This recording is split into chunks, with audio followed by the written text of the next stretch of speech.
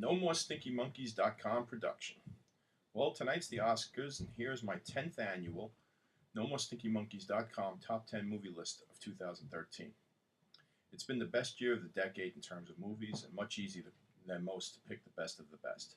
So here we go, as always, starting off with the honorable mentions.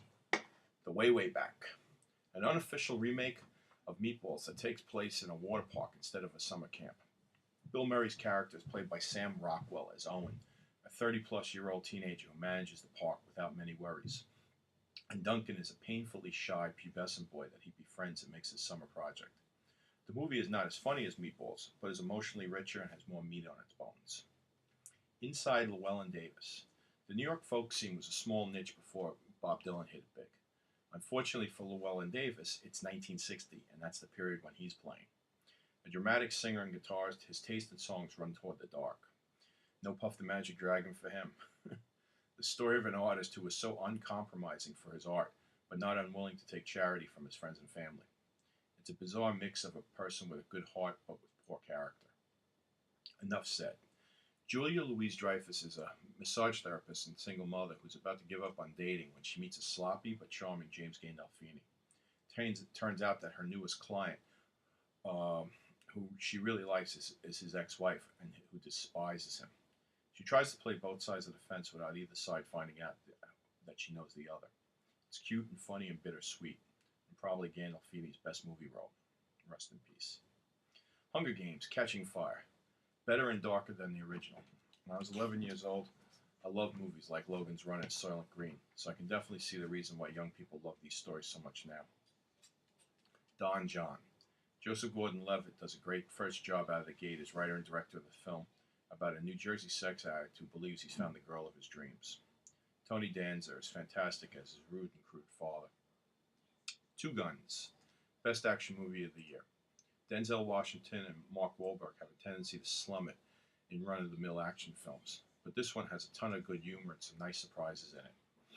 I never imagined how great these two would act together, but I'm hoping they would work together again. The Heat. Melissa McCarthy is the kind of comedian that can make anything funny. I've watched her save so many lame skits on Saturday Night Live. Here she plays a Boston cop who saves an uptight FBI agent from herself. Sandra Bullock plays the FBI agent and does a good job of staying out of MM's way.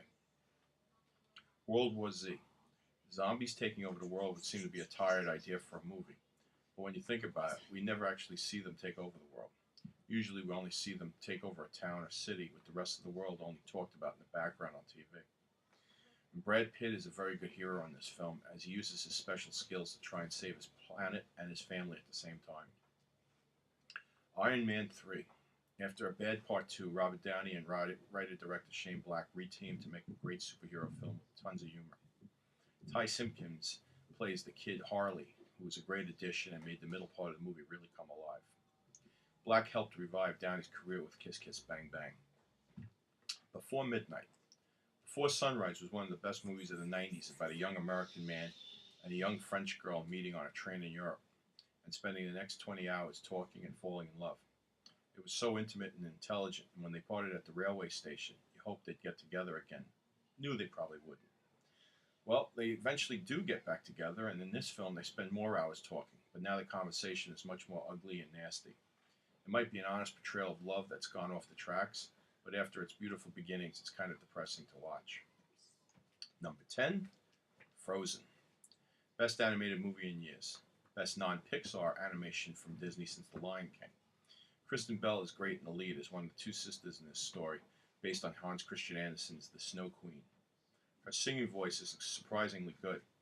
What's funny is that as I was watching this movie, I kept saying to myself, wow, this has a real Wicked feel to it, not realizing that the star of Wicked, Idina Menzel, was the voice of the other sister. And what a voice. She knocks you back with her version of Let It Go. Number 9, Saving Mr. Banks. Well-made, heartwarming films are in very short supply in this ironic age, but this movie digs deep into your heart and stays there for the entire film. Tom Hanks is a perfect Walt Disney, but Emma Thompson is an incredible P.L. Travers, the bitter, picky author of the Mary Poppins books. To her, Mary Poppins is a member of the family, and she is so scared to hand it off to Disney and see him make something silly of her creation. This film is an onion with many layers, and we peel them back and as you peel them back, you start to really empathize with P.L. Travers. Number 8, Gravity. I like Sandra Bullock, but most of her career she's been a wooden actor, hitting her lines like an offbeat drummer. That doesn't change here. In fact, George Clooney, on the other hand, is so relaxed and human in this film, it's like there are 2 different movies.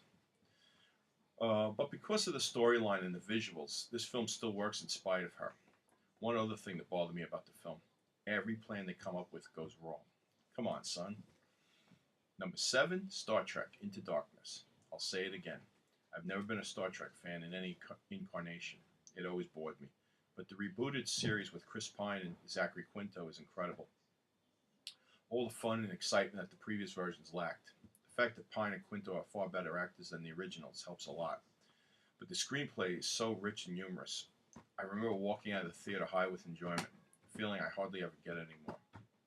Number 6, 12 Years a Slave, or as my friend and I jokingly call it, 12 Years a Selfish Slave. Technically very well done, but the problem for me and my friend is that we are conditioned to watch slave dramas where the slave or slaves act heroically, even in a small way. And in this film, it's more about the day-to-day lives of ordinary slaves, people scared of the whip and more, who do what they have to survive. Not much to offer for people who know the history of slavery and not really inspiring, but I guess it's very good for people who don't know history. Number 5, Dallas Buyers Club. Matthew McConaughey's acting has never been underrated by anyone more than himself, making one shitty movie after another. Now he finally pulls it all together, losing many pounds to play an HIV-addled redneck who's become a small-time hero in the AIDS fight. Not able to rely on his charm or his great speeches, he's forced to be something else entirely and does it winningly. The movie is small and could be almost HBO-ish in production values, but his and Jared Leto's performance as his transvestite business partner make it a film well worth paying for. Number 4, The Wolf of Wall Street. Leonardo DiCaprio plays the best rich assholes without repeating himself. Here he's an up-and-coming Wall Street stockbroker who starts a small operation on Long Island selling penny stocks to middle-class people looking to get rich, and then goes after the big fish. Coming of age in the greed is good 80s, he has zero remorse over the technically legal scams he pulls. Funniest scene in the film, in a movie filled with them, is when the old lewds start to kick in. He should win Best Actor, but he won't for this. Best Martin Scorsese movie since Goodfellas. Number 3, The Spectacular Now. The teenage film is enjoying a re-emergence of late, especially after last year's Perks of Being a Wallflower. The hotshot coolest kid in high school owes a favor to a nerdy female classmate. He decides to hang out with her and expand her world before she graduates. What he does more than anything is expand her capacity to drink. What could have been an after-school special is actually a funny and deeply penetrating look at growing up and alcoholism. Shailene Woodley glows as the smart wallflower Amy, and Miles Teller puts on a star's performance as Sutter, the kid who was friends with everyone and no one at the same time in high school. Number 2, American Hustle. David O. Russell takes us on a trip back to Manhattan in the 1970s and the key figures involved in the Abscan debacle in New Jersey. In the shadow of Watergate, an ambitious FBI agent hooks up with 2 con artists to bring down dirty politicians in a shady Atlantic City development deal. Some of the best performances of their careers by Amy Adams, Christian Bale, Bradley Cooper, and especially Louis C.K. The movie was also one of the funniest of the year. I'd be happy to see it win Best Picture. Number 1, the best movie that wasn't nominated, Prisoners. Hugh Jackman is the father of 2 little girls that disappear on Thanksgiving.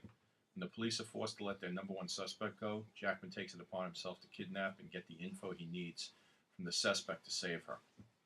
But does this guy really know anything? Because children are in danger, this is no mere cat and mouse game movie, but an excruciatingly intense film that questions the morality of vigilantism and the possibility that you have the wrong guy. Best movie of the year from beginning to end. Okay, enjoy the Oscars from The Predator.